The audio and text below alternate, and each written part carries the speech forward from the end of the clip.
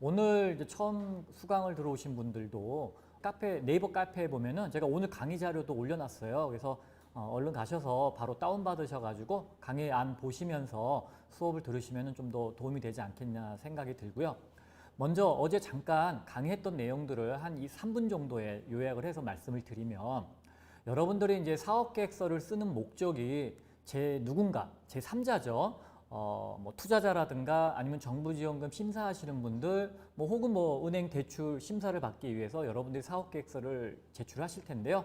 기본적으로 남이 보는 목적으로 작성하는 거는 맞아요. 그렇지만 제가 사업계획서라는 거는 여러분들 스스로가 사업을 잘할 준비가 되어 있는지를 검증하는, 그리고 자기 판단을 해야 되는 목적으로 먼저 만들어야 사업에 실패가 없다라는 말씀을 드렸어요. 그래서 여러분들이 그런 목적, 즉 제3자가 보는 목적으로만 쓰게 된다 그러면 무슨 시험 보고 답을 맞추는 그런 형태의 즉 내가 잘 이해를 못하는 내용들까지도 시험 답안 내듯이 작성하는 경우가 많은데요. 그것은 대부분 이렇게 대화를 하다 보면 혹은 이제 심사를 받다 보면 다 이제 심사위원들이 파악을 합니다. 그러니까 여러분들이 어떤 시험을 본다라는 개념이 아니고 내가 사업을 할 준비들을 어떻게 해왔는지 점검을 하고 그거에 대한 장점을 부각하고 단점을 보완하는 형태로 써주시기를 바란다고 제가 말씀드렸고요. 그 다음에 쓰고 나서 이제 검증을 해야 되잖아요. 여러분 스스로가 검증하는 시각을 제가 3가지 말씀드렸어요. 고객과 시장의 관점으로 한번 내가 사업계획서를 써서 한번 보고, 또 제품과 서비스를 구축을 하고서 한번 들여다 또 보고, 그 다음에 이제 팀빌딩 관점에서 내가 사업계획서가 충분히 잘 구성이 되어 있는지를 보면은 여러분들 스스로도 혹은 제3자와 많은 대화를 통해서라도 여러분이 사업계획서를 잘 준비해 왔는지, 그리고 스스로도 이러한 부분들을 차근차근 준비해 왔는지를 볼 수가 있어요. 그러니까 여러분들이 사업계획서를 만들어서 이건 정부 지원 사업에다 제출하던 투자자를 만나던 꺼리낌이 없겠죠. 여러분들이 준비된 상태들, 그리고 부족한 부분들은 무엇이고 어떻게 대안을 마련할 것인지 다 준비가 돼서 얘기를 할 수가 있으니까요. 그렇게 해서 준비된 사업계획서들은 정말 누가 봐도 준비가 철저하구나, 뭐가 부족하지만 충분히 가능하겠구나, 이런 것들에 대한 메시지를 전달할 수가 있어요. 그래서 그렇게 작성해 주를 바란다고 제가 말씀드렸고요. 그 다음에 이제 어제 사업계획서 양식은 여러분들이 대부분의 창업자분들이 정부 지원 사업들을 많이 생각하고 계시잖아요. 그래서 창업 지원 사업계획서 양식으로 설명을 드렸는데, 비록 정부 지원 사업계획서 양식이긴 하지만 투자자들한테도 보여줘도 손색이 없는 양식입니다. 기본적인 뼈대는 PSST라고 말씀드렸어요. Problem, Solution, Scale Up, 그 다음에 Team Building. 그래서 이 4가지 항목에 대해서 여러분들이 어떻게 쓰셔야 되는지 제가 말씀을 드렸는데, 가장 핵심적인 거는 알려드렸죠. 프로블럼과 솔루션입니다. 이 2가지가 잘 구성이 되어 있으면 사실 스케일업, 사업을 어떻게 하는 건지는 많은 분들이 사실 이걸 경험을 하지 않으면 잘 몰라요. 그러니까 사실 이 부분들은 조금 여러분들이 잘 쓰기가 어려운데, 적어도 여러분이 어떤 아이템으로 시장에 가려고 하는지에 대한 설득이 제3자가 잘 돼야 그 부분에 대한 인정을 받잖아요.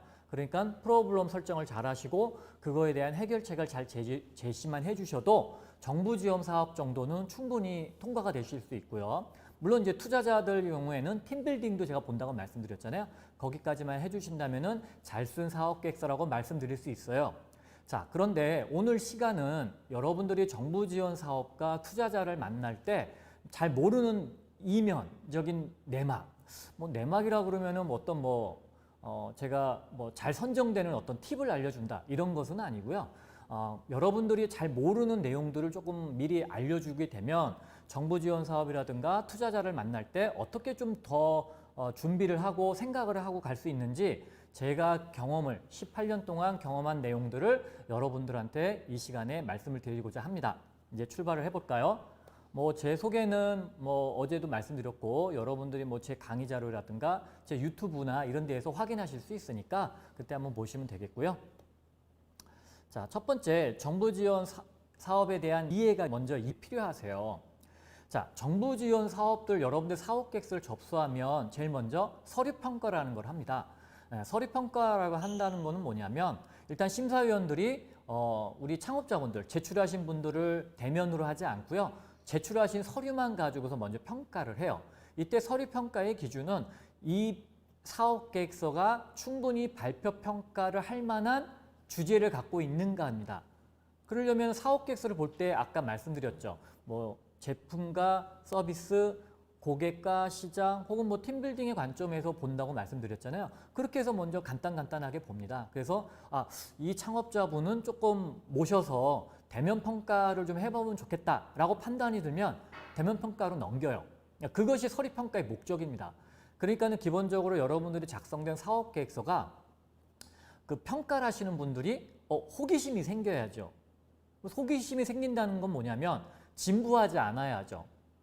요즘 많은 창업자분들 중에 매칭 플랫폼을 좀 많이 들고 오시는데 매칭 플랫폼은 거기서 거래되는 것이 무엇이든 간에 서로 매칭을 해주는 거잖아요. 그 중개 수수료를 받는 거니까. 중개 플랫폼인 경우에는 대부분 매칭이다 보니까 이런 부분들은 조금 더 아이템이 참신하지만 않으면 너무 식상한 거예요. 많은 분들이 그냥 매칭 플랫폼들을 갖고 오니까 이럴 때는 주의를 끌기가 참 어렵습니다.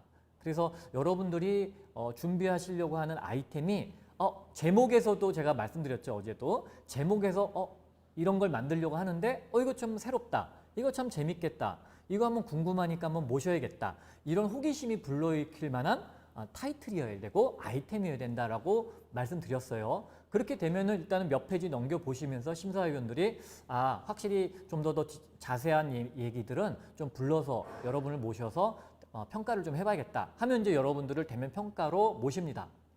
자, 대면 평가를 모시게 되면 서류 평가가 된 상황이기 때문에 더 이상 서류 평가에 대한 점수는 의미가 없어요. 이제 대면 평가가 이제 당락을 좌우합니다. 그래서 발표할 때 여러분들이 이제 주의하게 보셔야 될 게 뭐냐면 일단 예비 창업자인 경우에는 뭐 매출액이라든가 이런 것이 제시가 어려워요. 그런데 기창업자인 경우에는 아무래도 실적을 볼 수밖에 없습니다. 물론 창업한 지 얼마 안 되신 창업자들 팀들은 매출이 없겠죠. 그러면 매출이 없는 경우에는 다른 방법으로도 분명히 증명할 수가 있을 거예요. 예를 들면 우리가 플랫폼이라든가 아니면은 제조업을 해서 제품을 만들어도 고객에 대한 어떤 평가, 피드백, 어떤 그분들의 어떤 관심도 이런 것들을 좀 정량화한 데이터들을 일정 기간 정도 여러분들이 추출해 내셔서 그걸 좀 보여주셔도 충분히 설득이 가능할 수 있습니다. 만약에 여러분들이 매출을 보여줄 수 있으면 그것이 제일 좋아요. 여러분들은 예비 창업자인 경우 분들이 좀 많으실 텐데 예비 창업자인 분들도 간혹 매출을 보여주시는 분들이 계세요. 그런 분들은 매출 증명을 보여주시는 것이 아니라 통장에 입금되어 있는 내역들을 좀 보여주세요. 예를 들면 자기가 한번 이제 플리마켓 같은 데 나가서 직접 고객들한테 현금을 받아서 이렇게 기록했다든가 아니면은 입금된 내역들을 좀 보여주면서 내가 아직 예비 창업자이긴 하지만 고객들의 평가를 지금 이렇게 받고 있습니다 라고 하는 그런 얘기를 하면 아무래도 심사위원들이 이 창업자분은 벌써 이걸 테스트를 해서 고객들한테 이미 어느 정도 검증을 받고 있구나 라고 하는 인식을 갖게 됩니다. 물론 사업자 등록증을 하신 분들은 매출액을 보여주면 제일 확실하겠죠. 그렇다고 해서 모든 창업기업들이 매출이 있다고 해서 무조건 뽑지는 않아요. 예전과 다르게 요즘은 아이템도 참 중요하게 보기 때문에 아이템도 중요성이 있긴 하지만 그래도 매출의 자료를 갖고 있는 창업자를 좀 더 높게 쳐주는 거는 조금 어떻게 계속 배운 일인 것 같아요. 그래서 여러분들이 보여줄 수 있는 것 중에 가장 최선은 매출이라고 생각하시면 되고 매출이 없으면 여러분들이 매출을 대용할 수 있는 고객의 관심도의 데이터들을 보여주시면 돼요. 뭐 앱 같은 경우는 다운로드 수라든가 혹은 플랫폼 같은 경우는 뭐 데일리, 먼슬리, 위클리, 접속사 수 혹은 뭐 구매 전환율 뭐 이런 여러 가지 데이터들을 보여줄 수 있겠죠. 제조업체들은 실제 제품을 만들어서 고객들이 그 어떤 평가한 데이터들을 좀 끄집어내 주시면 좋아요. 제가 어제 말씀드렸는지 모르겠지만 그 클라우딩 펀딩을 진행해 보면 거기서 사전에 내가 리워드형으로 내가 구매하겠다 이런 어떤 데이터들도 충분히 심사위원들한테 어필할 수 있는 포인트가 됩니다. 그러니까 실제적으로 내가 제품을 갖지 않더라도 3D 렌더링이라든가 모델링을 해가지고 거기서 가상으로 올려서 관심도를 좀 받은 것들을 데이터를 좀 보여주시고 혹은 뭐 일정 기간 6개월 정도 이렇게 기간을 가지고서 그런 데이터들을 수집을 해서 좀 심사위원한테 제출하시면 가장 효과적입니다. 물론 많은 창업자분들이 이렇게 하지는 않아요. 대다수의 창업자들은 아직 시제품이라든가 데모, MVP 정도 가기 전에 이런 걸 하겠습니다라고 하는 제안서만 제출을 하는 형태예요. 그러다 보면 실제적으로 보여줄 수 있는 것이 많이 없습니다. 그러면 사업계획서에 있는 내용이 다겠죠. 그럼 심사위원들이 사업계획서를 읽어봐서 이거 충분히 구현 가능하고 창업자분들이 해낼 수 있겠다라고 하면 선정이 되는데 무리가 없어요. 그러나 그래도 우리가 보통 실제적인 어떤 물건들을 보고 혹은 앱이 동작되는 걸 좀 보면 충분히 이것들을 어느 정도 해왔구나 라고 하게 되면 아무래도 이런 기업들, 이런 창업자들한테 좀 더 점수를 잘 줄 수밖에 없는 상황이라는 거는 여러분들이 좀 미리 인지하고 계시면 좋을 것 같아요. 만약에 여러분들이 예비 창업 패키지라든가 초기 창업 패키지를 만약에 지원한다 그러면 사업 계획서를 잘 쓰는 것도 중요하지만 내가 대면 평가를 갔을 때 무엇을 보여줄 것인가 라고 하는 걸 미리 준비를 할 수 있다는 점에서 제가 이 말씀을 드리는 거예요. 자, 그리고 이제 발표를 할 때 여러분들이 내 아이템이 좋다라고 얘기하는 어떤 직접적인 데이터들을 보여주시면 되고 만약에 여러분들이 그런 것들이 없다 그러면 기존에 나와 있는 어떤 제품들과 내가 어떤 차별화를 갖고 있는가, 그 차별화가 특허라든가 혹은 뭐 디자인적인 요소 혹은 서비스의 구성의 요소 이런 것들이 충분히 차별화가 되어 있는가, 그래서 경쟁에서 우위가 될 수 있는가, 이 부분을 좀 중점적으로 표현을 해주시는 것이 좋아요. 제가 어제 현장에 있는 데이터, 고객의 목소리를 조금 표현해주면 좋습니다 라고 말씀드렸죠. 이것이 사실은 심사위원들이 원하는 내용들이에요. 그러니까 여러분들이 생각하기에 기능적으로 이게 낫습니다 라고 하는 그 말을 객관화시켜서 우리 소비자들, 고객이 될 만한 분들의 목소리를 담아주시면 제일 확실하게 설득할 수 있는 요인이 될 겁니다. 그래서 그런 식으로 좀 표현해 주는 게 좋으니까요.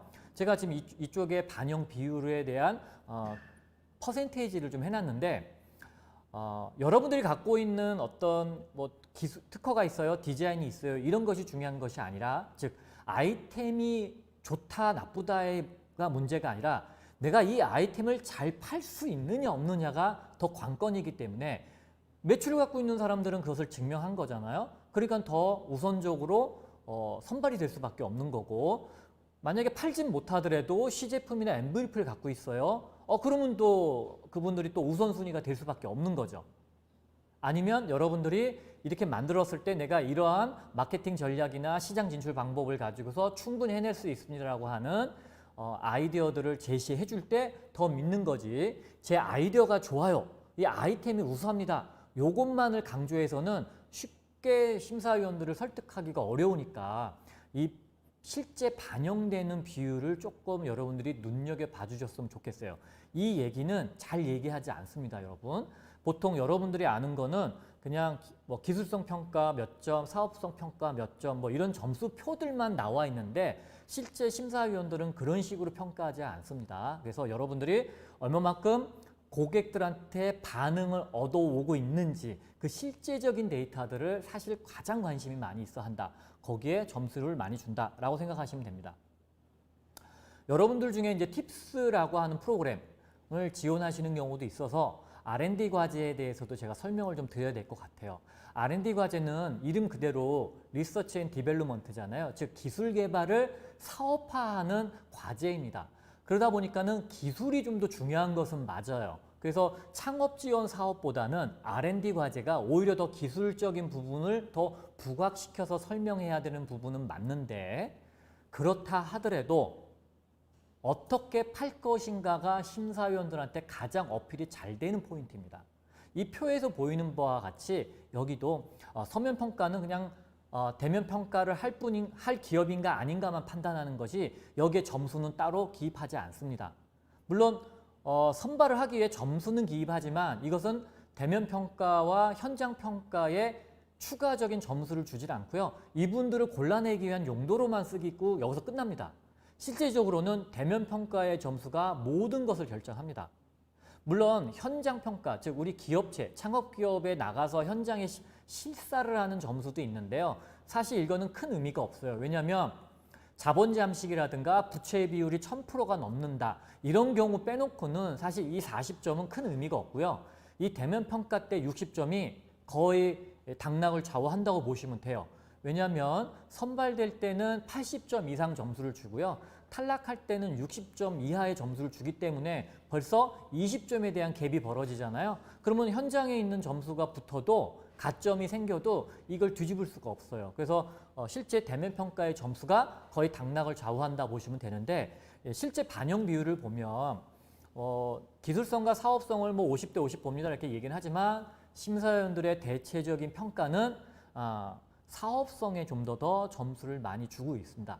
왜냐하면 우리 창업기업, 중소기업들은 오랜 시간 연구개발을 하고 또 개발하는 데 시간을 지체할수록 그만큼 위험 요소가 커져요. 그래서 바로 시장에 진출할 수 있는 아이템들을 상당히 선호하고, 혹은 시장에서 어느 정도 검증되어 있는 기술이나 어떤 제품 서비스들을 빠르게 상용화하는 것에 지원을 목적으로 두는 자금이기 때문에 좀 더 사업성에 비중을 두고서 선발할 수밖에 없습니다. 그래서 여러분들이 창업 지원 사업이나 R&D 사업 모두 다 사업성에 가장 많이 중점을 두고 있다 생각하시면 돼요. 그러니까 정부 지원 사업 자체가 빠르게 사업하는 창업자나 기업들을 우선 지원한다. 그래서 매출을 오히려 많이 갖고 있는 기업들이 유리할 수밖에 없고, 매출이 없으면 고객들의 반응 지표, 고객들의 어떤 반응, 이런 어떤 객관화된 정량화된 데이터들을 제시하는 기업들을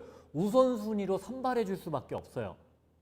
그러니까 아직 시제품이나 이런 것도 만들지 않았는데 그냥 가정으로 시장에 이렇게 진출하겠습니다라고 하는 그냥 페이퍼상의 계획만으로는 심사위원들이 쉽게 설득당하지 않아요. 물론 개중에는 그런 경우도 있기는 해요. 어느 경우에 그러냐면 창업자의 스펙이, 팀빌딩이나 창업자의 스펙이 워낙에 월등해요. 예를 들면 무슨 S전자 박사가 나와서 반도체에 관련된 창업을 하겠다 이러면 아무래도 그런 S전자 다니고 있는 박사가 나와서 창업할 정도면 충분히 할 수 있다고 보기 때문에, 이런 경우에는 심사위원들이 다 납득이 되는 경우에 페이퍼상만 돼 있어도 어느 정도 선발은 해줘요. 그런 케이스들은. 그렇지만 창업자라든가 팀빌딩이 누가 봐도 조금 의무시 된다고 한다면 결국에는 시장에서 검증되어 있는 데이터, 즉 고객의 선택을 받은 데이터, 그러니까 매출이겠죠. 혹은 고객이 선호한다는 어떤 객관적인 데이터, 이게 아니면 적어도 시제품이나 MVP 정도는 가지고서 데모를 해서 보여줄 수 있는 팀들이 우선순위가 될 수밖에 없다라는 거죠. 그러니까 여러분들이 정부지원 사업계획서를 지원하실 때는 내가 사업계획서만 써서 지원하겠다는 생각을 하시면은 안 됩니다. 물론 요행이 되는 경우도 있어요. 그런 경우가 왜 벌어지는지 이제 설명을 드릴게요. 그러니까 여러분들이 요행으로 되는 거를 지원한다라는 건 저는 좀 반대예요. 왜냐하면 여러분들이 사업할 준비가 안 되어 있는데 그냥 냈다가 됐을 경우가 오히려 더 위험할 수가 있는 거예요. 저는. 왜 그러냐면 정부 지원 사업이라는 거는 매년 예산을 만들어서 계속 지원합니다. 계속 지원해요. 그래서 누군가는 선발이 돼요. 예를 들면 여러분, 그러니까 아이템들도 좋고 사업성도 좋은 팀들이 이미 다 선발이 돼서 지원금 받고 나면 이제 거기서 떨어지신 분들이 계시잖아요. 만약에 추경이 돼서 추가 예산이 편성이 돼서 창업자를 지원하겠다 그러면 이미 앞에서 선발되신 분들 빼고 이분들 중에서 뽑아야 되잖아요. 그러니까 항상 정부 지원 사업이라는 거는 누군가는 선발을 해야 되기 때문에 이분들이 사업을 잘하느냐 못하느냐는 사실 부차적인 문제예요. 일단 지원하는 사람들 중에서 뽑아야 되니까. 그리고 반드시 뽑아야 되기 때문에 여러분들이 준비를 잘하고 못하고도 중요는 하지만 그것보다도 일단 지원된 사람들 수준에서 수준을 나눠서 그냥 뽑기 때문에 여러분들이 사업 잘한다라고 판단하기가 어려운 상황에서도 뽑힐 수가 있어요. 그 부분을 고려한다 그러면 사실 정부 지원 사업에 선정됐다고 해서 여러분들이 사업을 잘할 수 있다라고 볼 수가 없는 거죠. 그러니까 말씀드렸던 대로 지원자 중에 선발하기 때문에 전체적으로 지원자 수준이 떨어지면 뽑힐 수도 있어요. 요행이. 그렇지만 반대인 경우도 있어요. 여러분들이 잘 준비했는데도 떨어지는 경우가 벌어져요. 왜? 너무 창업자들이 훌륭하신 분이 많이 온 거예요. 그러니까 심사하시는 분들도 너무 어렵죠. 누군가는 결국은 떨어뜨려야 되니까. 그런 경우가 많이 벌어지는데, 예를 들면 지역적으로 서울권에서는 아무래도 조금 잘 준비되신 창업자들도 많이 떨어지는 편이고요. 뭐 이렇게 얘기하면 좀 오해가 살 수도 있는데, 조금 이렇게 인구 밀도가 좀 떨어지는 지역들 가면은 저런 아이템도 붙었어? 선정이 됐어? 라고 하는 경우들도 제가 간혹 봐요. 그래서 이게 좀 지역, 그 다음에 뽑는 기관, 그 다음에 나이대, 예를 들면 뭐 청년 창업자냐 아니면 이제 장년 창업자에 따라서 조금 이게 기준이 왔다 갔다 합니다. 그리고 지원 사업의 성격에 따라 틀려요. 예를 들면 예비 창업 패키지 같은 경우는 제가 보기에는 거의 웬만하면 다 붙는 것 같아요. 조금만 이렇게 신경을 써서 작성을 하면. 그런데 초기 창업 패키지는요, 아까 말씀드렸던 대로 사업 계획서도 잘 써야 되지만 이미 사업자 등록을 갖고 사업을 하신 분들이잖아요. 그 초기 창업 패키지들은 그 외적인 요소들도 많이 고려가 되기 때문에 사업 계획서를 잘 썼다고 해서 뽑히지는 않습니다. 그러니까 이런 여러 가지 변수들이 복합적으로 반영이 되는 것이 정부 지원 사업이에요. 또 정부 지원 사업의 또 단점이 뭐냐면 시간표대로 뽑아요. 예를 들면 2월 달에 접수받아서 평가해서 4월 달에 정부 지원금을 줘요. 그러니까 내가 7월 달에 창업을 하게 되면 창업 지원 사업이 없어요. 그러면 내년까지 기다려야 됩니다. 그래서 이게 시간적인 어떤 문제들도 있기 때문에 여러분들이 사업을 하는 타이밍을 정부 지원 사업에 맞추면, 글쎄요, 뭐 때에 따라서는 맞출 수도 있겠죠. 그렇지만은 여러분들이 정부 지원 사업에 맞춘다라는 거는 좋을 수도 있고 나쁠 수도 있어요. 왜냐하면 된다는 보장은 없는데 내가 그 자금이 필요해서 꼭 그때 맞춰서 해야겠다. 그러면은 여러분들이 하긴 하겠는데, 단점은 뭐다? 내가 지금 7월인데 내년을 준비했어. 근데 내년에 선정된다는 보장이 없잖아요. 그러면 여러분들은 또 그만큼 시간을 보내야 된다라는 또 단점이 있으니까, 저는 정부 지원 사업은 여러분들이 사업할 때 때가 돼서 할 수 있으면 하는 거지 반드시 이거를 신경 써서 하실 필요는 없다. 오히려 정부 지원 사업이 여러분들한테 마이너스적인 요소를 줄 수도 있어요. 예를 들면 제가 많이 보는 케이스가 뭐냐면, 창업 지원 사업에 선정이 됐더니 자기가 사업을 잘할 수 있는, 자기 아이템이 되게 좋다라고 하는 선입관에 빠지시더라고요. 그건 아닌데 지원자 중에서 나온 거지 사업을 잘한다는 거하고는 좀 다른 문제거든요. 그러니까 정부 지원 사업을 받은 분들 중에 사업을 잘 해가는 퍼센테이지를 좀 내주면 좋은데, 이게 아마 중소벤처기업부에서 통계를 내는지는 잘 모르겠는데 통계 내기가 쉽지 않을 거예요. 왜냐면 그냥 사업자 등록증만 유지해도 일단은 유지하고 있는 거니까. 그래서 그런 거는 아마 내기는 어려운데, 아무튼 좀 아마 추적을 해보면 저는 정부 지원 사업과 이 사업을 잘하는 것은 관계가 그다지 없다. 그렇게 판단 전 개인적으로 하고 있습니다. 제가 이제 18년 동안에 본 게 있잖아요. 거기서 제가 말씀을 드리는 거예요. 그 다음에 이제 상대평가다라는 거죠. 즉 경쟁자가 있기 때문에 내가 거기보다 나면 되는 거지, 내가 사업을 잘하는 거 아무 관계없다고 말씀드렸어요. 그 다음에 지원금 같은 경우는 여러분들이 뭐 1억 준다 그러면 다 1억 생각하고 오시는 경우도 있는 것 같아요. 근데 1억 정도 안 주고요, 거의 반토막, 그러니까 5천만 원에서 많이 줘도 7천만 원 정도, 간혹 뭐 1억 받는 분들도 계시긴 한데요, 아주 극소수입니다. 한두 명? 대부분은 반토막, 1억 준다 하는 사업도 반토막에서 조금 많이 받으면 한 7천만 원 정도? 그 정도 주기 때문에 여러분들이 이 돈을 가지고서 여러분들이 사업을 꾸려가셔야 돼요. 근데 이 5천만 원, 7천만 원이 사실은 큰 돈이 아니거든요. 여러분들이 시제품 만들고 MVP 만들어서 아마 초기 고객 평가하는 데에도 돈이 부족할 수밖에 없을 거라고 저는 생각이 드는데, 여기서 뭐 인건비 주고 뭐 아웃소싱 다 주다 보면 글쎄 완성도를 어느 정도 생각하실지 모르겠지만 돈이 많이 부족하거든요. 그러니까 아껴 쓰셔야 되는데, 아무래도 이제 정부 지원금이고 일정 기간 내에 쓰셔야 되니까 좀 막 쓰는 부분들이 좀 존재하는 것 같아요. 그리고 그러니까 가격 조정을 안 하세요. 내고를 잘 안 하세요. 내가 돈을 아낀다고 해서 이게 내 돈이 되는 게 아니니까 그냥 아웃소싱 업체에서 정부 지원 사업을 한다 그러면 1,000만 원짜리를 1,500 부르고 막 이런 경우를 여러분들은 굳이 애써서 깎지를 않으세요. 그냥 그분 아웃소싱하는 업체에 기분 맞춰줘가지고 내 제품만 잘 만들면 되니까 그런 성향이 강하다 보니까 나중에 내 돈으로 사업할 때 이 깎는 부분들을 잘 못하세요. 내고나 이런 부분들을 잘 못해서 습관을 조금 잘못 들이는 부분들도 존재해요. 실제 저도 그랬습니다. 예. 자, 그리고 정부지원금은 여러분들의 아이템이 뭐든 간에 거의 n분의 1로 줘요. 예를 들면 어떤 기관에서 창업자를 20명 뽑으면 20명을 전체 예산으로 나눠버려요. 왜냐면 이제 불평불만 없게. 물론 간혹 기관마다 제조업은 조금 뭐 한 1,000만 원, 2,000만 원 더 주고 그래서 IT 기업들은 뭐 조금 덜 주고 뭐 이런 경우는 있을 수 있는데 거의 요즘은 잡음이 안 생기게 이렇게 그냥 n분의 1로 나눠서 준다. 그러니까 여러분들이 제조업 하는 분들은 자금 많이 필요하잖아요. 그러니까 1억 준다고 생각했을 때 여러분들이 갔는데 5천만 원 줘요. 아, 그러면 여러분들이 속상한 거죠. 이거 돈이 택도 없이 많이 부족한데 이거 어떡하지? 이런 고민이 빠질 수밖에 없잖아요.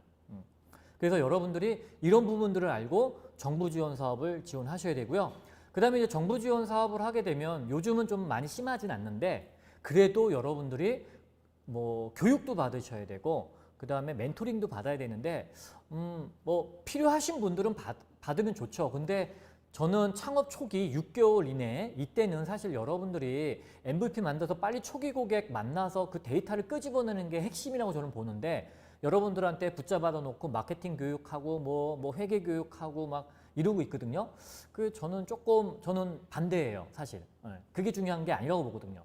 대신 멘토링은 중요하다고 봐요. 왜냐하면 여러분들이 각각 재능이 다 다르고 잘하는 분야가 다르잖아요. 그러면 못하는 부분, 내가 약점인 부분들은 멘토링을 통해서 보완을 할 수 있는데 교육을 통해서는 보완할 수가 없어요. 예를 들면 여러분들이 지금 제 강의, 사업계획서 강의 어제하고 오늘 듣는다고 해서 여러분들이 사업계획서가 잘 써진다고요?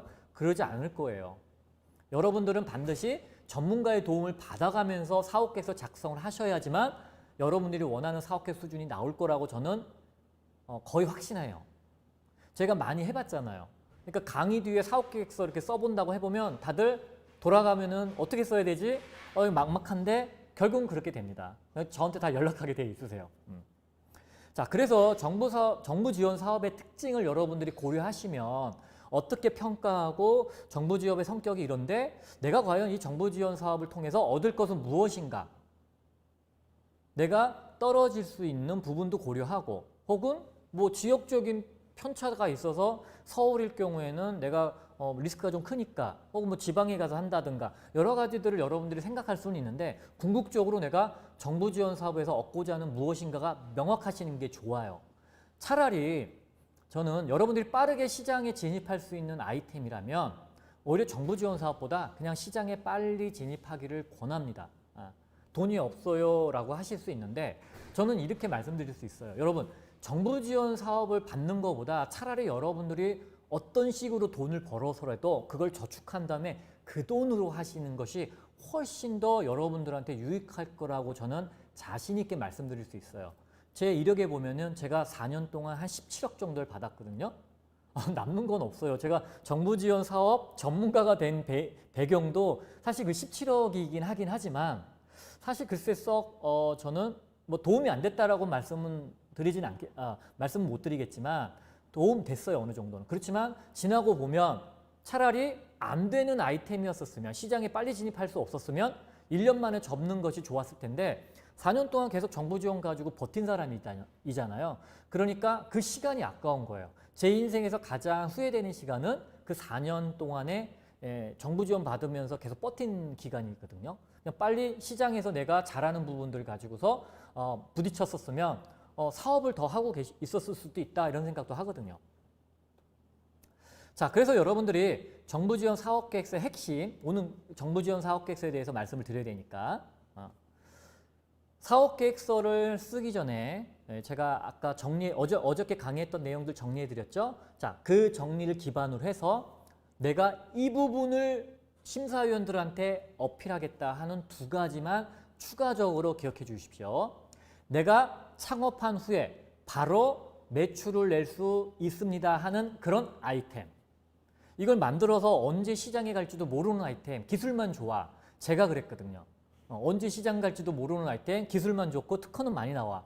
근데 고객은 누군지도 잘 모르겠어. 헤매고 있어요. 이런 아이템들 100% 실패합니다. 그러니까 기술이 너무 좋아서 아직 시장에 런칭하기 일러요. 그런 아이템들 위험하죠.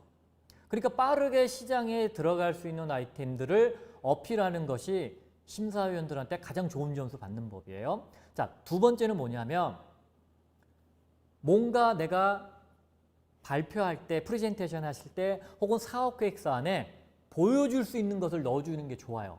하다못해 앱이든 아니면은 뭐 내가 뭐 플랫폼이든 간에 그걸 캡처하는 그 이미지라도 다 넣어서 혹은 뭐 영상을 보여준다든가 혹은 시제품을 가지고 들어가서 보여준다든가 동작을 보여준다 하는 그러한 부분들을 보여주셔야 돼요. 그래서 여러분들이 완성도를 100으로 봤을 때 최소한 30-40% 정도는 진행했던 모습들을 사업계획서에 담아서 뭐 설계도라든가 렌더링 이미징이라든가 아니면 동작되는 뭐 영상이라든가 이런 것들을 보여줄 수 있는 모든 방법들을 동원해서 내가 현재 이만큼 진행하고 있습니다. 자금이 부족하니 도와주십시오 라고 하는 컨셉으로 가셔야 됩니다.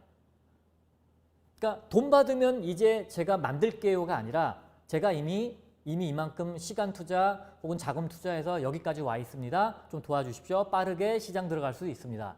이 얘기를 하는 것이 가장 효과적이에요. 물론 이 얘기는 어제도 말씀드렸던 얘기하고 똑같은 거예요. 근데 여러분들이 하나 놓치지 말아야 될 건 뭐냐면 이 3번 중에 타이밍. 저 같은 경우는 18년 전에 지문인식 센서를 만들었다고 말씀드렸잖아요. 그런데 지문인식이 채용된 지가 한 4년 정도 됐거든요. 4년인가 5년 전에 아이폰에 지문인식 센서가 달려 나왔어요. 근데 제가 너무 일찍 만들어 놓은 거죠. 그러니까 타이밍도 상당히 중요합니다. 그래서 여러분들이 다른 1번부터 7번 사이에 이 내용들은 많이 들어서 아실 테고 저도 언급을 해드렸어요. 그러나 하나 빠진 거는 3번 타이밍. 지금이 가장 시장에 들어가기에 적기인가? 라는 부분들도 여러분들이 한번 생각해 볼 부분들도 있다. 자, 다시 한번 말씀드립니다, 여러분. 심사위원들이 가장 좋아하는 시장의 데이터는 매출이에요. 왜? 고객이 선정을 해서 지불을 했으니까. 그게 아니라면 고객이 좋아한다라고 하는 데이터, 다운로드 수, 접속자 수, 구매 전환율, 여러 가지들이 있잖아요. 여러분들이 고민을 해봐서 고객들이 이거를 좋아한다라고 하는 지표들을 뭐를 설정할 수 있는가? 여러분 아이템에 맞춰서 고민을 해서 그 데이터를 제시해 주시는 게 제일 좋아요. 그리고 여러분들이 그 사업을 하고자 하는 아이템의 현장에 계신 목소리를 반드시 담아 주셔야 됩니다. 그냥 예를 들어서 여러분들이 식당업을 하고 싶으신데 여러분들이 식당에서 일해본 적도 없고요. 조리사 자격증도 없어요. 나는 카운터만 보고 싶고 주방장도 월급 주방장 데려다가 그냥 음식 만들게 해. 처음에는 잘 돼요. 그런데 만약에 주방장이 아파서 안 나타나고 그러면 여러분들 가게는 못 돌리는 거예요. 왜냐하면 여러분 요리 못하니까. 이런 리스크에 대한 부분들을 테이킹을 못하는 거예요. 그래서 여러분들이 현장에 있어서 현장의 목소리를 제일 잘 닮을 수 있는 사람입니다 라고 하는 증명의 내용들이 매출만큼이나 중요하다. 특히 예비 창업자분들 현장의 목소리를 오히려 담는 것이 낫겠죠. 왜냐하면 매출을 보여줄 방법은 많이 없을 테니까. 그래서 현장의 목소리를 보여주시는 것. 그래서 여러분들이 그 현장에 내가 고객들을 항상 만나고 있는 사람입니다 라고 하는 것을 제시해 주시는 게 효과적이라고 말씀을 드리면서 만약에 여러분들이 이제 사업 계획서를 작성을 하실 때 요령을 제가 알려드릴게요. 아래 한글 사업 계획서 제가 어저께 설명드렸잖아요. 정부 지원 사업들은 대부분 아래 한글 사업 계획서 양식으로 되어 있는데 그거 먼저 만들지 마시고요. 프레젠테이션 자료를 먼저 만드세요. 아까 7가지들 보여드렸죠? 다시 한번 앞으로 보여드리면 이 7가지에 대해서 여러분들이 먼저 프레젠테이션 자료를 만들어 주세요. 그 프레젠테이션 자료 가지고서 여러분들이 발표를 하는 연습도 좀 해보시면서 짧게 3분이나 5분 내에 내가 어떻게 하면 내 아이템에 대한 메시지를 전달할 수 있는가, 그런 것들을 좀 계속 연습을 좀 해주세요. 짧게. 왜냐하면 여러분들이 누군가를 만나서 내 아이템을 설명할 때 20분, 30분 시간 안 줘요. 보통 3분, 5분, 길어야 10분인데 아주 장황하게 설명하고 막 이렇게 여러 가지 장표 보여주면서 설명할 시간 없거든요. 짧게 했을 때 관심 가져. 그러면 이제 시간을 더 내서 여러분 아이템을 볼 수가 있거든요. 근데 3분, 5분 지났는데 너무 지루해 설명이. 그러면은 관심 안 가질 수밖에 대부분이. 그러니까 여러분들은 프레젠테이션 자료를 먼저 만들고 나서 그 다음에 그 프레젠테이션 자료들을 이 양식에다가 넣는 거예요. 이 보이는 양식은 어저께 제가 설명드렸던 양식이에요. 그래서 프레젠테이션 자료를 먼저 만들어서 여러분들이 발표하는 연습 3분이든 5분이든 내가 내 아이템에 대해서 빠르게 전달할 수 있는 연습들을 조금 계속 하시면서 이렇게 프레젠테이션 자료를 만들고 나서 이렇게 화면에 보이는 것처럼 아래 한글 양식에 집어넣는 거예요. 이렇게 이미지로 집어넣고 그 밑에 설명을 쓰시면 타이핑을 하시면 그냥 사업계획서가 돼요. 사업계획서를 보는 심사위원들은 느끼겠죠. 이 창업자는 벌써 프레젠테이션 자료까지 만들어져 있는 상태에서 사업계획서 작성을 해갖고 들어왔으니까 모셔야겠다. 그리고 표 그림 그래프를 삽입을 해서 돼 있잖아요. 이미 자료가 상당히 충실하게 되어 있는 창업자죠. 그러니까 아이템을 보고 정말 궁금하다. 이분 좀 불러서 얘기를 좀 들어봐야겠다 하는 욕구가 생길 수밖에 없어요. 그래서 여러분들이 아래 한글 사업계획서 펴놓고 고민하지 마시고 하얀 백지에다가 연필로 어떤 내용들을 내가 여기다가 담으면 내가 발표를 할 때 그리고 내 머릿속에 있는 생각들을 빨리 전달할 수 있는가 연습을 해서 PPT 자료를 만드시면 되고요. 프레젠테이션 자료 스킬이 좀 없으신 분들도 있잖아요. 그런 분들은 연필이나 본펜로 이렇게 백지에다가 쓰신 다음에 뭐 이렇게 무슨 사이트가 있잖아요. 거기 가면은 이렇게 한 장에 뭐 5,000원, 10,000원 이렇게 돈 주면은 예쁘게 만들어줘요. 혹은 뭐 누구한테 부탁을 하든가 해서 그게 대리로 그 정도는 만들어도 되거든요. 그렇게 해서 여러분들이 프레젠테이션 자료를 먼저 만들어 놓고 그 다음에 이제 아래 한글로 이렇게 옮겨가시는 걸 정말 권해드립니다. 자, 이제부터 이제 투자자에 대해서 말씀을 드릴게요. 여러분들이 투자자라고 하면은 벤처 캐피탈을 많이 생각하실 거죠? 네, 맞아요. 뭐 보통 이제 투자자 그러면 벤처 캐피탈이죠. 근데 이 벤처 캐피탈은 여러분들이 들어보셨을 거예요. 뭐 시리즈 A, B, C. 2단계 정도 돼야 이제 벤처 캐피탈을 만들 수 있는 거고요. 여러분들이 만날 수 있는, 즉 예비 창업자라든가 3년 이내의 초기 창업자들이 주로 만나는 투자자들은 엔젤 투자자입니다. 그 엔젤 투자자라고 하는 사람은 어떤 사람이냐면 그냥 일반적인 개인이에요. 저 같은 개인인데 이 개인 중에 조금 정부의 제도를 활용할 수 있는 특정한 개인이 있어요. 이걸 보통 적격 엔젤 투자자라고 표현하는데 이 적격 엔젤 투자자라는요 6시간의 엔젤 투자자 교육을 받으면 누구나 될 수 있어요. 이런 사람들이 지금 개별 엔젤 투자자라고 표현되어 있는데 지금 우리나라에 한 10,000여 명 이상이 있어요. 6시간 교육 듣고 투자는 뭐 어떻게 하느냐 기본적인 소양 그런 것들을 배우고 나서 이제 여러분들한테 투자할 수 있는 어떤 자격이 주어지는데 저희가 여러분들한테 투자를 하게 되면 제가 이제 적격 엔젤 투자자고 엔젤 또 클럽의 회장이잖아요. 제가 여러분들한테 1,000만 원 투자하면은 정부에서 여러분한테 똑같이 매칭으로 투자해 줄 수 있는 자격이 돼요. 그래서 저희 같은 사람들을 적격 엔젤이라고 하는데 이런 사람들이 10,000명 정도 있죠. 만약에 여러분들이 그냥 친구한테 투자 받아요. 그런 건 그냥 일반 개인인데 이런 국가가 여러분들한테 매칭해 주는 그런 자격은 없어요. 저희들만 갖고 있어요. 한 10,000명 정도 이런 분들이. 이런 분들이 모여 있는 그 어떤 개인 모임 이걸 엔젤 클럽이라고 해요. 저희 포스원 엔젤 클럽도 25명이 모여 있거든요. 이 적격 엔젤 25명이 모여서 클럽 활동을 하고 있죠.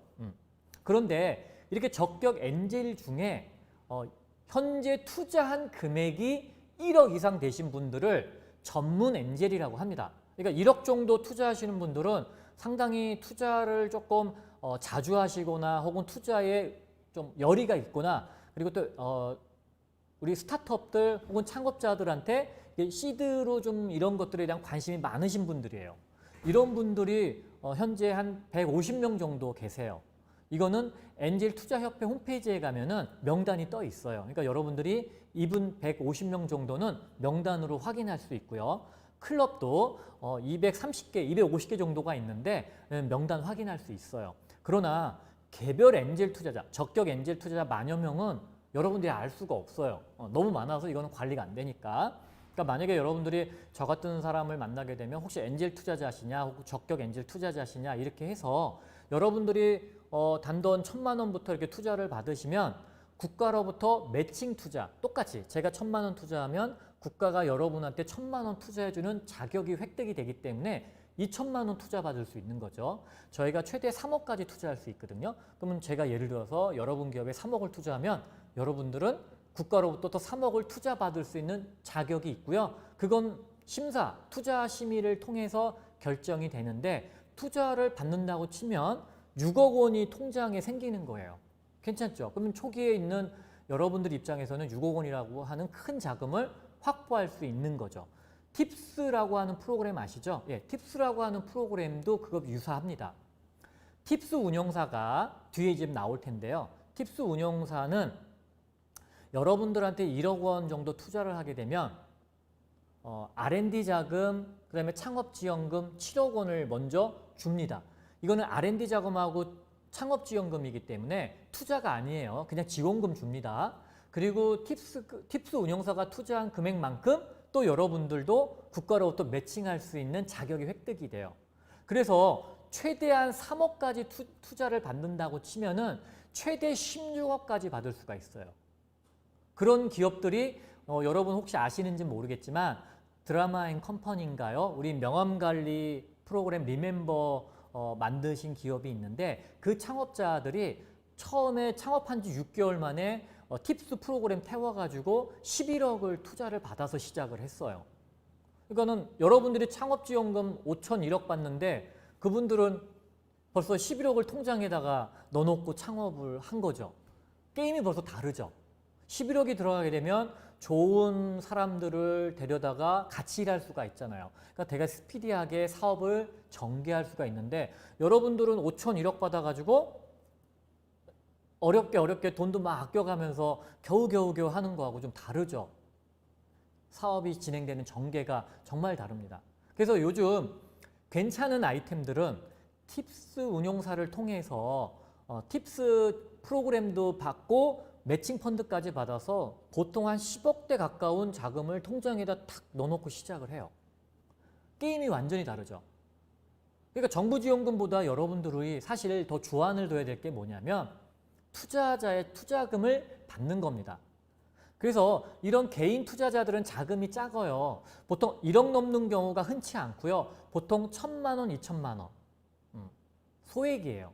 그래서 여러분들이 뭐 시제품 정도 만들 때 MVP 만들 때는 도움이 되는데 조금 빠르게 시장에 진입을 하려고 하는 마케팅이라도 해서 좀 제법 시장에 나가기 위해서는 반드시 법인형 투자자, 이 중에서 팁스 운용사의 투자를 받는 것을 권해드려요.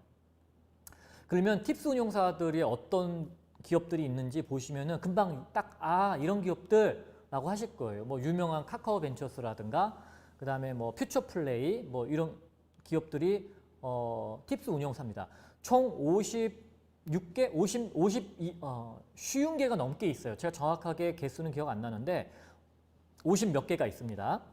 이 기업들을 여러분들이 전문으로 투자하는 분야를 빠르게 검색을 해서 컨택을 좀 빠르게 해보시는 게 좋아요. 근데 권해드리고 싶은 건 뭐냐면 여러분 저도 메일을 좀 많이 받거든요. 콜드메일이라고 하잖아요. 이렇게 쫙 뿌리는 콜드메일 보내지 마세요. 별로 의미 없습니다. 왜냐하면 이렇게 전문으로 투자하시는 분들은 하루에 콜드메일을 수십 통 받아요. 그거 열심히 안 열어봐요. 저도 하루에 몇 통 받아도 잘 안 봐요. 그럼 어떻게 하면 되냐면 여러분들이 이런 투자자들을 만나러 직접 그냥 페이스 투 페이스로 가세요. 그러면 투자마트라든가 혹은 어떤 이렇게 피칭데이라든가 이런 데 가시면 거기에 앞에 앉아 계시는 이 팁스 운용사들 심사역들이 나오세요. 뭐 제가 개인적으로 추천드리고 싶은 데는 고벤처 포럼이거든요. 지금 이제 코로나 때문에 고벤처 포럼이 좀 쉬고 있는데 거기에 가시게 되면 매월 마지막 화요일 날 합니다. 매월 마지막 화요일. 그러니까 코로나 때문에 지금 안 하고 있는데 매월 마지막 화요일 날 팁스 타운에 가시면 고벤처 포럼이 열려요. 거기에 가시면 5시부터 이렇게 모의 IR을 합니다. 그때 그 앞에 한 15개 업체의 팁스 운용사가 나오세요. 그럼 여러분들은 그냥 그 시간에만 가면 15개 업체는 그냥 만나는 겁니다. 가서 소개하고 시간 좀 내달라고 해서 일단 한번 인사하고 명함 받고 나서 인사드리러 혹은 사업 설명 한번 가면 아무래도 그냥 콜드메일 보내는 것보다는 낫잖아요. 그래서 가급적이면 여러분들이 목소리 혹은 페이스 투 페이스로 여러분들의 사업을 좀 설명을 해 주십사 하기를 권해드립니다. 그래서 제가 말씀드렸죠. 이런 분들 만나가지고서 2, 30분씩 얘기하기 어려워요. 그러니까 3분, 5분 내에 여러분 IR 자료 간단하게 만든 거 짜자자작 설명해 주기를 연습이 돼 있으셔야 3분 안에, 5분 안에 메시지를 전달할 수 있잖아요. 그러니까 그런 분들이 좀 바쁘시면 여러분들이 거기에 딱 맞춰서 3분 정도 안에 좀 더 만날 수 있는, 그리고 다음에 그 약속을 할 수 있는 그런 것들을 얻기 위해서는 프리젠테이션 연습을 하셔야 됩니다. 그래서 50몇 개의 팁스 운용사 여기 명단이 있고요. 이 사이트 조인팁스라고 하는 사이트에 들어가면 명단이 있고요. 그 업체마다 투자한 포트폴리오들도 다 볼 수가 있습니다. 그러니까 여러분들이 개인 투자자 이런 분들은 소액 한 1,000만 원, 2,000만 원 정도 한다 이렇게 생각하시면 되고, 그다음에 법인형 팁스 운용사 같은 데들은 기본적으로 1억 이상 투자를 한다 생각하시고 접근하는 방법을 택하시면 되는데, 자, 투자자들의 성향이 이렇습니다. 경기 사이클에 따라서 투자하는 패턴이 있어요. 지금 경기가 예를 들어서 안 좋아요. 그러면 지금은 투자를 하는 것이 아니라 앞에 투자했던 기업들을 회수하는 시기라고 보시면 돼요. 경기 사이클이 하방이니까 지금은 앞에 미리 투자했던 기업들을 투자 회수하는 시기예요. 그러면 투자를 아예 안 하느냐? 합니다. 지금같이 경기가 침체기에 들어가면은 투자를 어떻게 하냐면 확실하는 데에 아주 크게 투자합니다.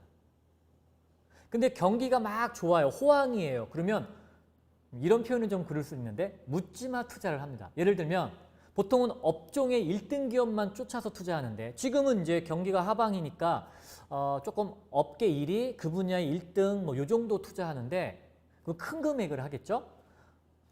막 경기가 올라가요. 그러면 1등 기업은 벌써 투자자들 다 붙어가지고서 우리가 들어가기가 어려워. 그러면 2등, 3등 기업에 막 그냥 묻지마 투자합니다.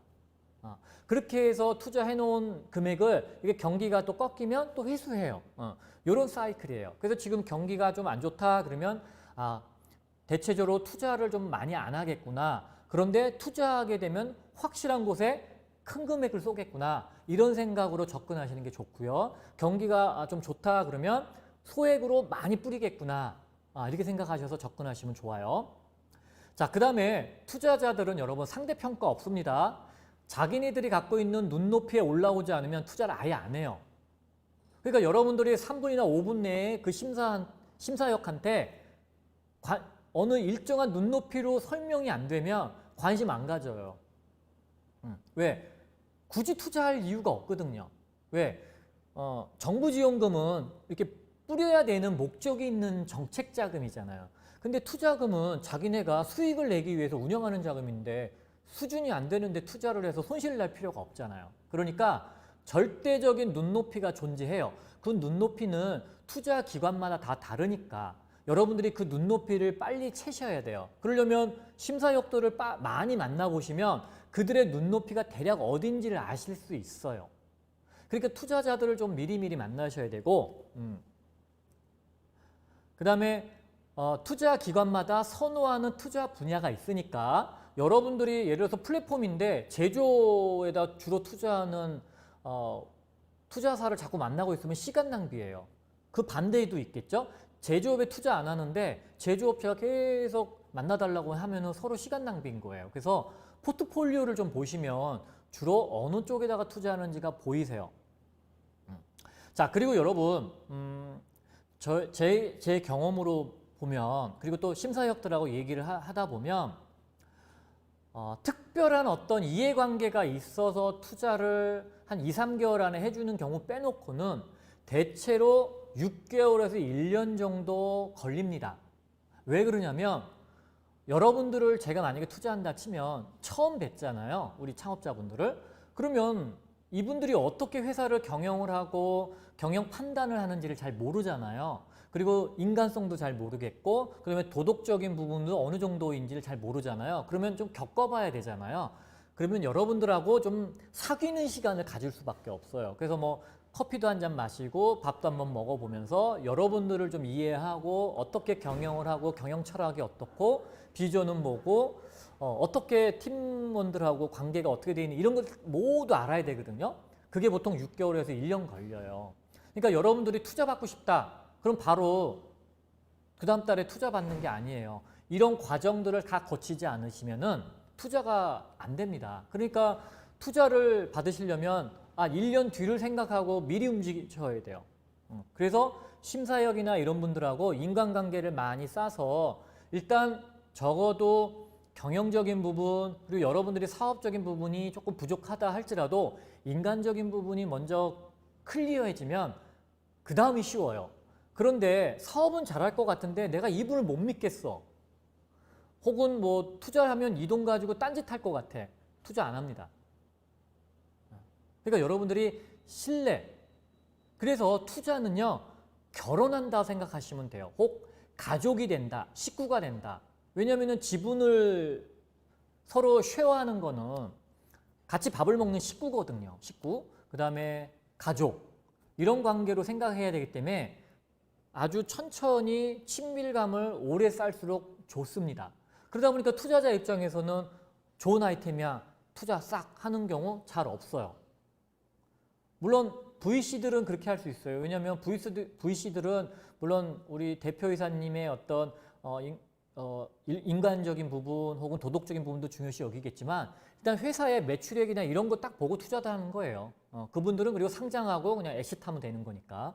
근데 창업 기업들은 최소 7년 뭐 이렇게 10년 이렇게 기다려야 되기 때문에 도덕적인 부분과 인간적인 부분이 가장 중요할 수밖에 없습니다. 거기가 흔들리면 그 긴 시간을 기다려 줄 수가 없거든요. 그렇죠?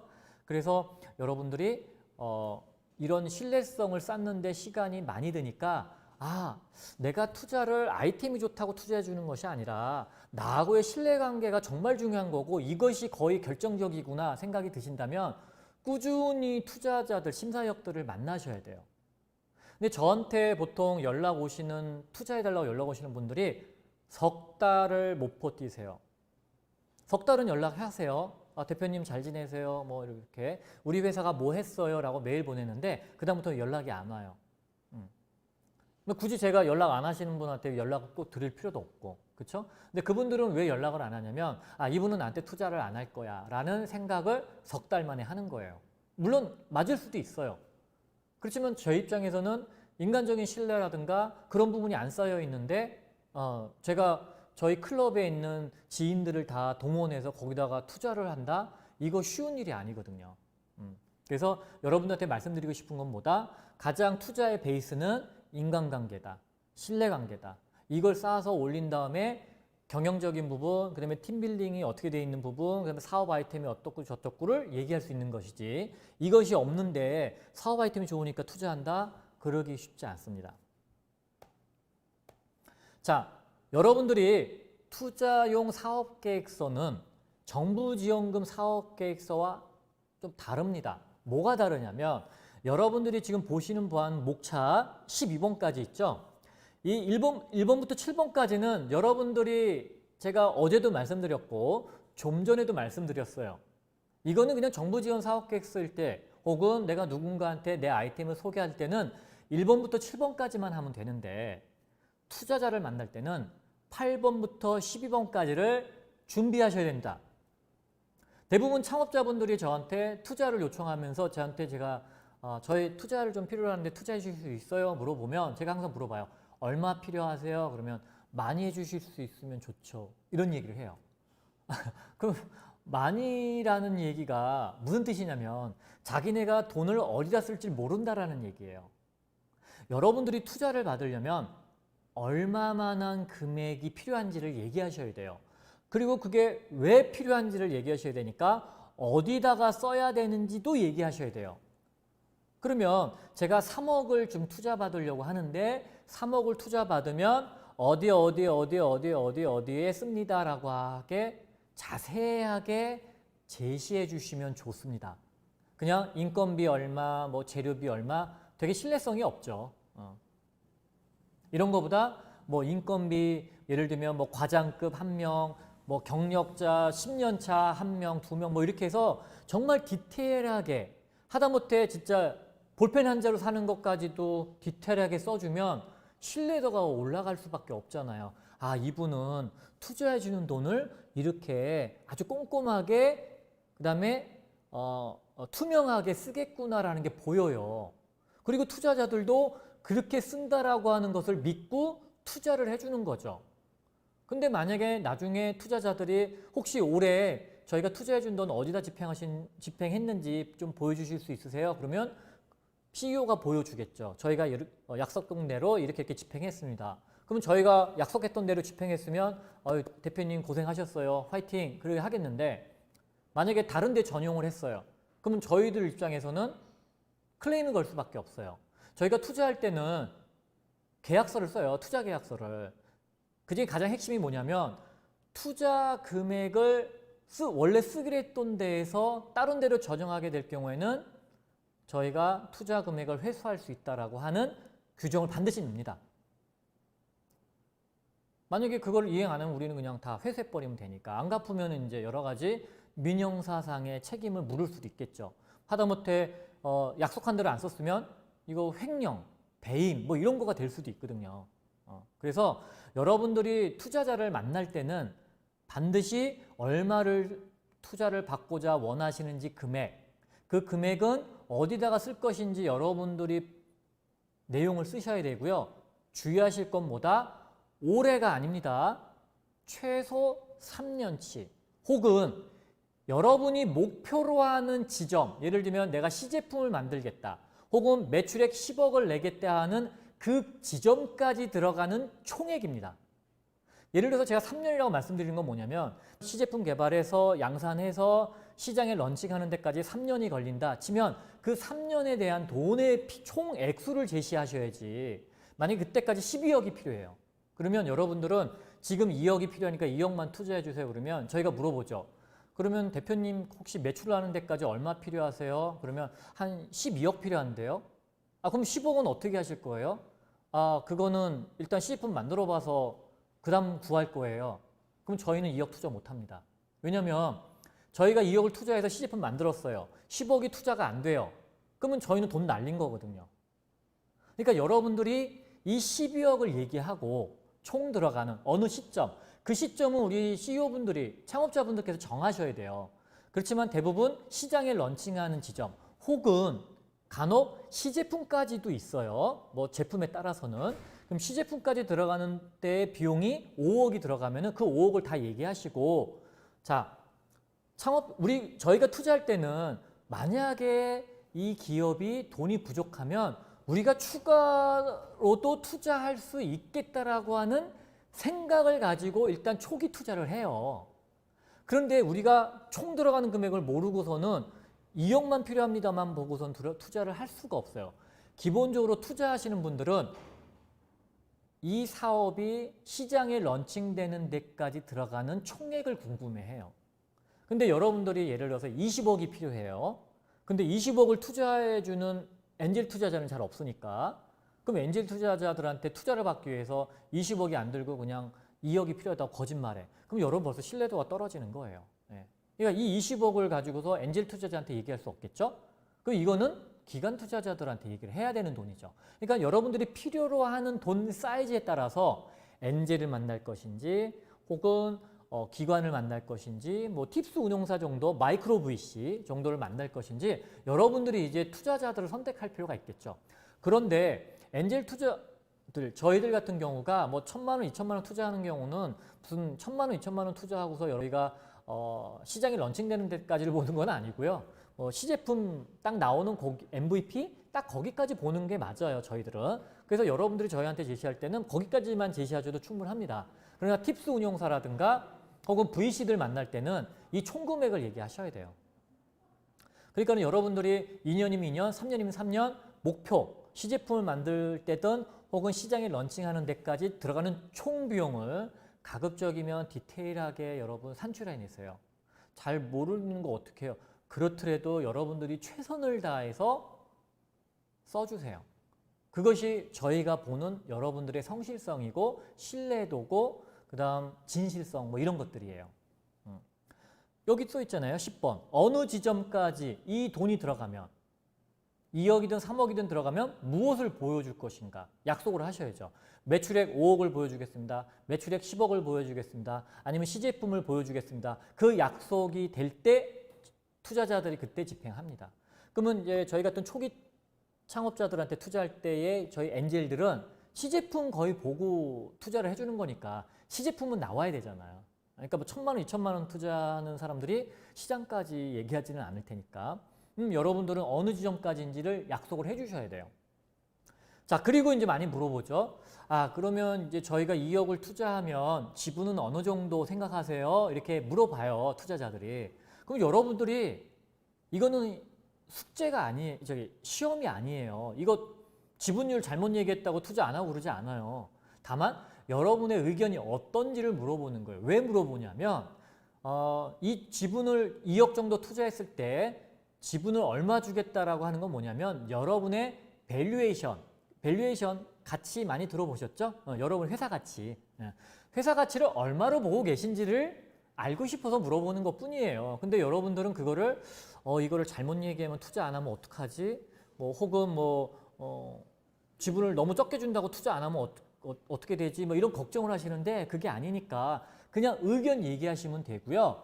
투자하시는 분들이 뭐 그것이 합당하다고 생각이 되면 그 지분율에 투자는 하겠지만 아니라 그러면 다시 제안을 주시겠죠? 그럼 여러분들도 그 제안을 듣고 조금 더 과하다 그러면 역으로 또 제안도 하고 서로 이렇게 주고받고 하면서 어떤 지분율을 정하고 투자 받으시면 돼요. 그런데 이거를 잘 못하세요. 한국 사람들이 이걸 참 못하시더라고요. 그러니까 투자자가 저희는 한 2억의 지분 10% 정도는 받아야 되는데요. 그러면 아니 우리 회사의 가치를 이거밖에 안 봐? 아, 이거 좀 별론데? 그리고 연락을 안 해요. 그렇게 하시면 안 돼요. 여러분들이 우리는 적어도 밸류에이션을 우리 회사의 가치를 얼마 정도로 보니까 지분을 여기까지 드릴 수 있는데 어떻게 생각하세요? 라고 해서 계속 이렇게 서로 커뮤니케이션을 하셔야 되는데 기분 나쁘다고 연락을 끊어요. 절대 그러시면 안 됩니다, 여러분. 자, 그래서 여러분들이 지분 그 투자 금액에 대해서 지분을 얼마 주실지 그냥 여러분 의견을 제시하면 되는 겁니다. 그러면 또 의견이 와요. 그거 주고받고 하면서 결정하시면 됩니다. 자, 그런데 하나 알아두실 건 뭐냐면 저희 같은 엔젤 투자자, 개인 투자자들은 그 지분율이 중요할 수는 있는데요. 적어도 마이크로 VC, 팁스 운용사 정도 되면 지분율에 그렇게 목을 매지 않아요. 뭐 5% 때문에 뭐 10% 얘기했다가 5% 됐다고 해서 투자 안 해 이러지 않으니까 여러분들이 편안하게 여러분들이 주실 수 있는 지분율에 대해서 얘기하시면 뭐 크게 나쁘지 않다 그러면 다 억셉트 해주니까 여러분들 뭐 1% 2% 갖고 막 이렇게 옥신각신 안 하니까 그렇게 너무 민감해하지 마시고 대신 뭐 개인 투자자들은 뭐 성향이 다를 수 있으니까 뭐 지분율이 민감하게 움직일 수는 있겠죠. 뭐 사람이 다르니까요. 뭐 제가 그건 뭐라고 말씀드릴 수 있는 상황은 아닌 것 같아요. 자, 마지막에 12번 여러분들한테 투자자들이 물어봐요. 대표님은 그러면 저희 투자자가 투자를 하게 되면 저희 어떻게 엑시트할 수 있게 해주실 거예요? 계획이 있으세요? 이렇게 물어보면 둘 중에 하나예요. M&A를 하시든가, 그러니까 회사를 매각을 하든가, 아니면 IPO 가든가, 둘 중에 하나죠. 여러분들이 편안하게 얘기하시면 돼요. 아, 네, 저는 중간에 뭐 M&A를 통해서 엑시트하게 해드릴 수도 있거나, 혹은 제3자한테 매각을 원하시면 해드릴 수도 있고요. 뭐 저는 최종적으로 목표가 IPO입니다. 이렇게 얘기하셔도 돼요, 여러분. 그러니까 편안하게 투자자들이 어떻게 투자금을 회수해 갈 수 있는지 여러분의 의견을 얘기해 주시면 투자자분들도 그거에 맞춰서 우리는 중간에 좀 일찍 나갈 수 있겠구나. 여기는 IPO 아니면 답이 없겠구나. 이런 거 보면서 본인들의 또 어떤 판단이 있겠죠. 그런 것들을 서로 이야기를 나누고 합의를 통해서 투자를 결정할 수 있는데 대부분의 창업자들은 1번부터 7번은 잘 준비해 가시는데 8번부터 12번이 없어요, 의견이. 이건 투자자들이 딱 처음 만나서 얼마 필요하세요? 물어보고 많이 있으면 좋은데요. 모르겠는데요. 이러면 벌써 얘기가 안 되는 거예요. 그 창업자는 준비가 안 된 거예요. 그러니까 8번부터 12번까지는 투자자 만나기 전에 반드시 준비하셔야 되는 아닙니다. 정답이 아니라 여러분의 의견이에요. 그 의견을 반드시 준비하셔서 투자자들을 만나시길 권합니다.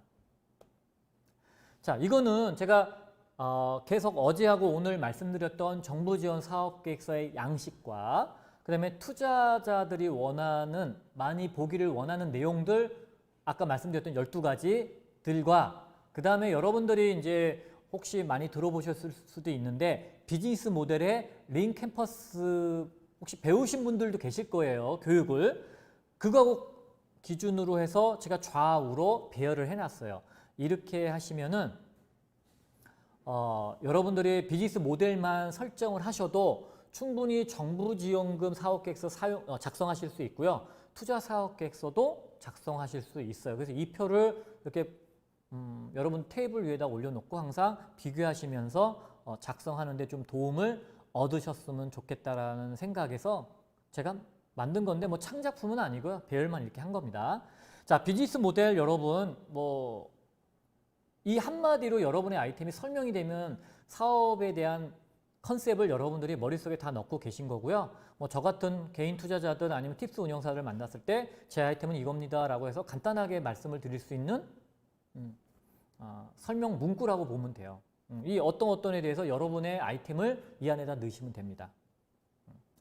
자, 이거는 이제 여러분들한테 꼭 알려드리고 싶은 것인데요. 사업계획서를 보는 사람들이 이런 사람들일 거예요. 뭐 융자에 관련되신 분들은 여기 안 넣었어요. 자, 여러분들은 맨 왼쪽에 있는 창업자죠. 그리고 여러분들이 정부지원금, 창업지원금, R&D 과제 또 지원하실 때 어떤 식으로 나를 평가할 건가라고 봤을 때 심사위원들이 이 눈높이를 갖고 있다라고 생각해 주시면 좋을 것 같아요. 그러면 창업자들하고 조금 다르죠, 눈높이가. 창업자들은 아이템에 대한 어필을 가장 많이 해요. 의미 없어요, 그 아이템이라는 건.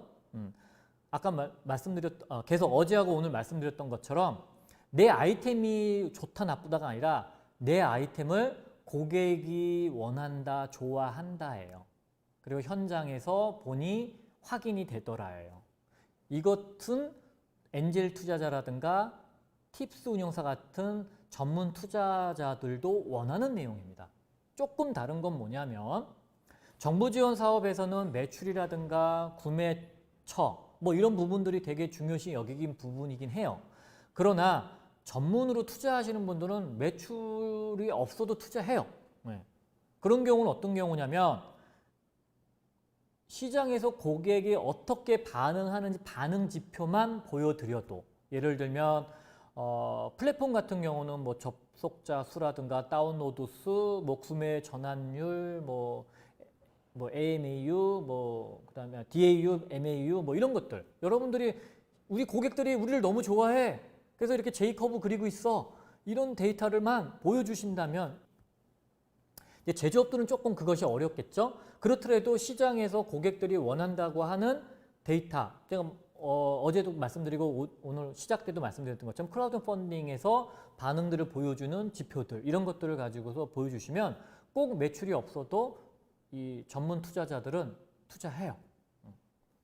그래서 이 표를 조금 여러분들이 머릿속에 좀 오래 갖고 계셨으면 좋을 것 같아요.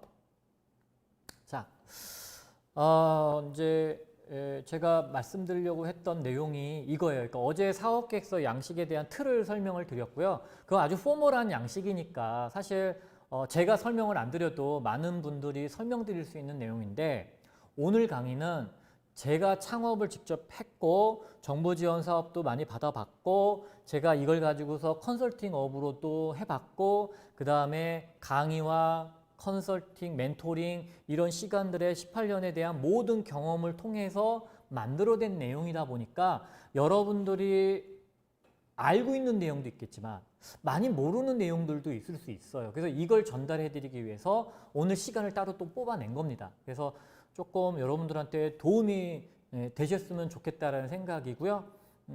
강의 자료 필요하신 분들 이 사이트에 있으니까, 혹시 오늘 들어오신 분들은 모를 수 있잖아요. 그래서 이 카페 사이트에서 지금 다운로드 받으셔도 됩니다. 자, 그래서 질문 받아서 제가 답변 드리는 시간을 좀 가질게요. 잠시 후에 질의응답 시간에 다시 뵙겠습니다. 감사합니다. 네, 강사님 감사합니다. 어제에 이어서 오늘까지 또 사업계획서 작성법 강의 진행해 주셔서 감사합니다. 늦게까지 강의 들어주셔서 제가 감사하죠. 네, 감사합니다. 오늘은 정부 지원 사업 그리고 투자 유치에 대해서 네. 각각의 사업이 어떤 차이점을 가지고 있고 또 어떻게 대처를 해서 어떻게 작성을 해야 하는지 또 오늘 세세하게 살펴보았고요. 네, 지금부터는 여러분 주신 질문들에 답변을 해보는 질의응답 시간을 가져보도록 하겠습니다. 제가 첫 번째 질문부터 질문을 드리도록 하겠습니다. 네. 정부 지원 사업 계획서에서 한글 파일을 작성할 때 PPT에서처럼 눈에 잘 보이는 그래프, 도표 등을 활용할 수 있을지 그 비율은 어느 정도까지가 적당할지 궁금합니다라고 해주셨습니다. 아래 한글 양식에서 여러분들이 이제 그 이미지를 쓰실 때는요, 대체로 심사위원들의 나이대가 50대를 생각해 주시고 좀 넣어주시면 되는데요. 네. 저만 하더라도 글자가 10 정도만 돼도 잘 안 보이는 경우가 있거든요. 그러니까 글자를 한 11 정도 키우고 이미지가 한 페이지 A4 용지에 그림이 2컷 들어가고 그 밑에 한 2-3줄 정도의 타이핑할 수 있을 정도의 이미지 사이즈 정도면 좋아요. 네. 그러니까 가급적이면 아래 한글도 이미지를 넣어주시는 게 좋아요. 좀 잘 볼 수 있도록. 그렇죠. 네. 그리고 글자가 많은 것이 좋은 것이 아니라 네. 핵심적인 키워드로만 이렇게 한두 줄씩만 이렇게 개괄식으로 언급해주면 네. 심사위원들이 보기가 너무 좋아요. 근데 그게 매 페이지마다 약간 들어가기는 좀 위험감 있지 않나요? 아니면 그렇게 넣어도 되나요? 넣어도 상관없습니다. 너무 상관없고요. 네. 기본적으로 프로블럼과 솔루션은 네. 거의 서술 형태잖아요. 그러다 보니까는 서술 형태의 내용에서는 그런 어떤 문장으로 넣는 것보다 이미지로 좀 넣어주시는 게 훨씬 좋죠. 네, 알겠습니다. 다음 질문 드리겠습니다. 인간적인 신뢰 관계를 쌓는 게 중요하다고 하셨는데요. 어떤 방법이 있을까요? 선을 넘지 않는 선에서 서로 충분하다고 느꼈던 사례를 알 수 있을까요? 라고 질문을 해주셨습니다. 그냥 한 달에 한 번 정도 커피를 마셔도 좋고요. 그냥 밥을 사달라, 술을 사달라, 좀 친해지면 술 한잔 사달라고 할 수 있으니까 그 정도면 되고요. 저도 그렇게 해요. 저도 우리 멘티 되시는 분들 혹은 이제 멘티가 끝나도 한 달에 한 번 정도 이렇게 연락을 해서 밥 한 번 먹고 그냥 요즘 뭐 하세요? 뭐 고민이세요? 그러면 그냥 즉흥적으로 멘토링도 해주고 그러다가 그 제가 멘토링 했을 때 몰랐지만 지나고 났을 때 괜찮은 뭐 프로젝트가 있더라고요. 그런 거는 실제 시드도 돼주고 가죠. 그리고 어차피 사람을 잘 아니까. 그러면 이제 자연스럽게 사업 얘기를 해도 불편하지가 않은데 이런 어떤 인간관계가 없이 뭐 사업계획서 가서 투자해 주세요 그러면 참 이게 판단하기가 어려운 거예요. 내가 이 사람을 모르는데 우리 회사에 있는 돈으로 투자해준다, 내 돈을 투자해준다, 이게 참 어렵거든요. 그래서 한 달에 한 번 정도. 근데 2달에 한 번이나 석 달에 한 번이면 너무 조금 소원해 줄 수 있고 좀 어색할 수 있으니까 한 달에 한 번 정도 이메일도 좋고 전화도 좋고 커피 한 잔도 좋고 그 정도. 네네. 알겠습니다. 좋은 인간관계를 유지해야 한다. 네, 말씀해 주셨고요. 다음 질문 드리면요. 돈을 직접 저축해서 그 돈을 사용하는 게 투자보다 낫다고 하셨는데 저축하는 시간이 필요하단 말씀인가요? 라고 질문을 해주셨네요. 네.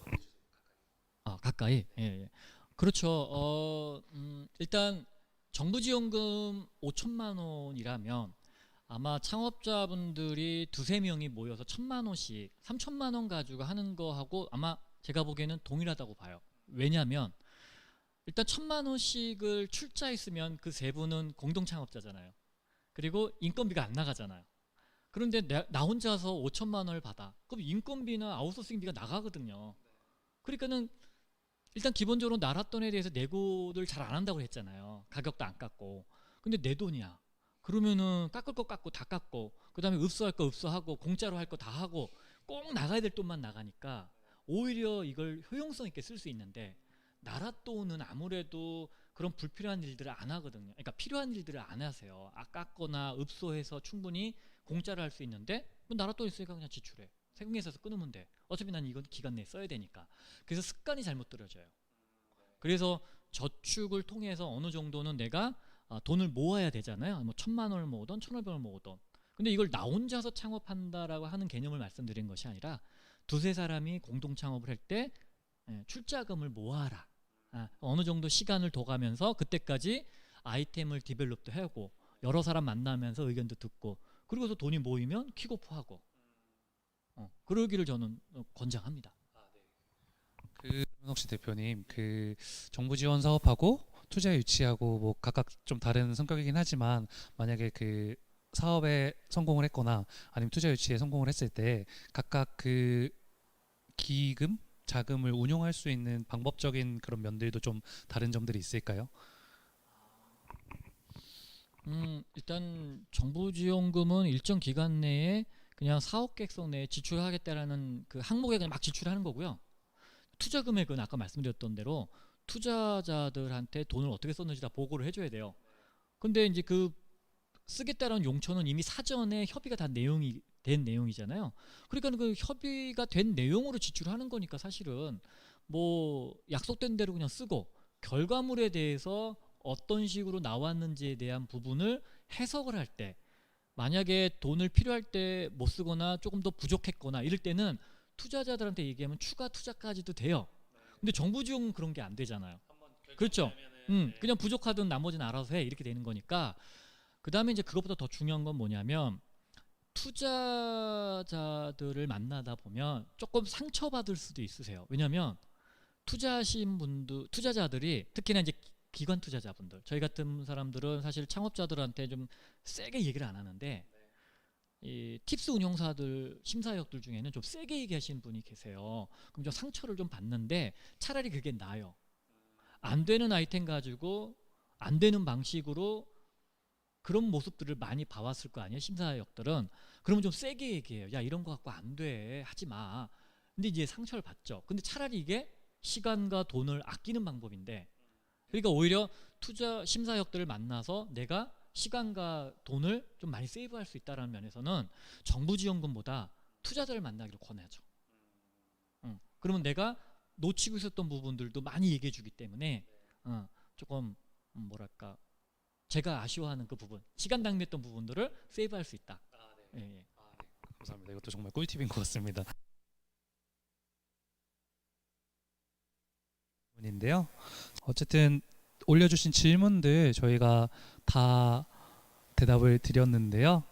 지금까지 서울 창업카페 홍대점에서 이종훈 폴리엠 파트너스 대표님과 함께 사업계획서 작성법 강의를 어제와 오늘 이틀에 걸쳐서 진행을 했었습니다. 오늘의 강의는 저와 또 이종훈 대표님께서 함께 인사를 드리면서 이만 마치도록 하겠습니다. 참석해 주셔서 감사합니다.